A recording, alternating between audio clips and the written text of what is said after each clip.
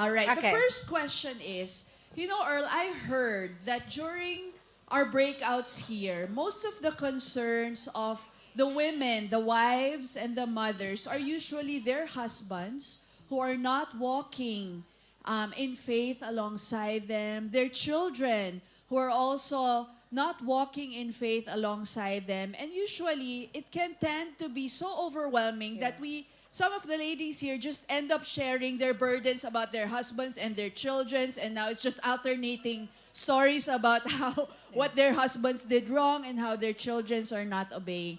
My question is, your topic was super on point because it talked about your own personal holiness first. Yes. Maybe you can share some tips on how these wives and mothers can best deal with these everyday problems on their spouses and children. What is the best way to approach this? Okay. Yes. Yeah. First, thank you for that question because it's very real. Everybody goes through that, right? So first, let me just clarify something. Wives, do not be surprised if your desires are for your husband as a product of the fall. Is that clear? If you read Genesis 3, that's the outcome. That's the result of the fall. Our heart will always be for our husband. And there's two ways to react to that or respond. It's either you dominate the husband, you usurp the authority, or you feel like you're just a rug. Alam mo yan? Just a rug, like anybody can just use you. So that is the natural conditions for us women, especially when we're married. But if we are in Christ, that's not the truth anymore. Yes? So, but the reality of the fall is still there. If you notice, our heart will always be towards our husband. So that's where the first shift is. Like what you said. Are you focused in your own personal transformation first? Not your husband. I want to change him. He's wrong. The child is wrong. That daughter. Now, what's the best practice? Okay, that's the practice you're asking.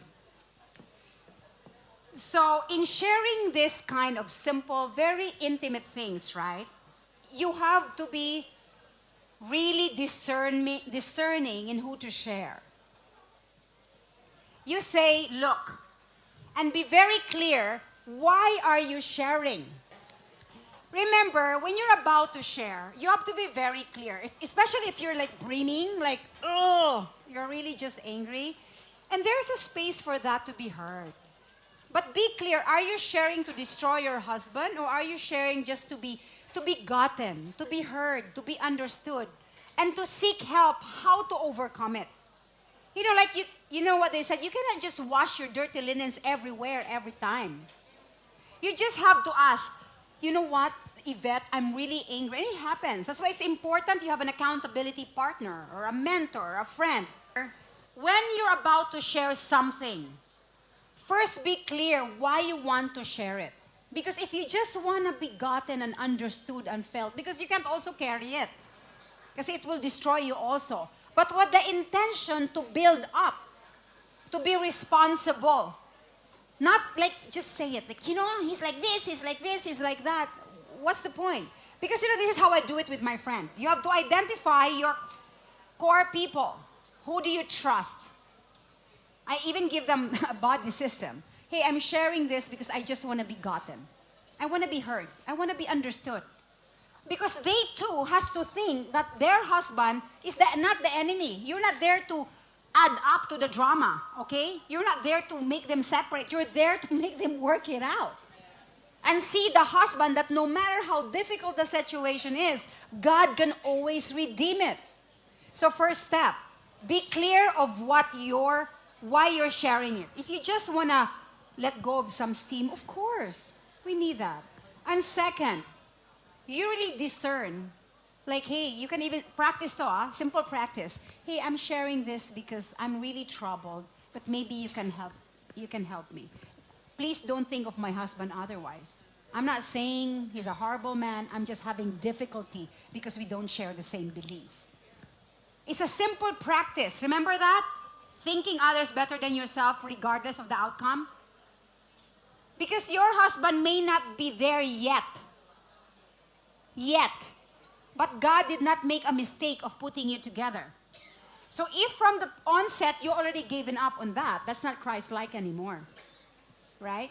So a simple practice as, if you really are just dying to share, just say, hey, can you listen to me? I'm really having a hard time. I'm sharing this with the intention to just be heard. The person's listening, you have to be, remember, Christian liberty, freedom from, and freedom for. Don't go on advising right away. Because what if that person just needed to be heard? Say, hey, do you want me to just, what do you want? Do you want me to listen to you, pray for you? I'm just here. Or do you want me to advise? What? You have to be very clear. You know, point of engagement, you have to be clear what one is for the other. Hey, I just need you to listen to me, Yvette. When I say something about Judah, it doesn't mean my husband is otherwise. No, we love him. We honor him. I'm not here without him.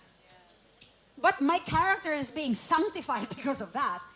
So I'm sharing like, with the intention, here's the cue.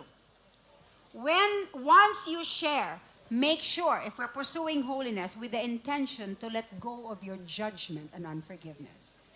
Maybe you're having a hard time now, and maybe you can help me to sort it out with him, or who's the best person to walk you. But the intention is always to bring you together in one mind. Is that clear? Yes, very clear.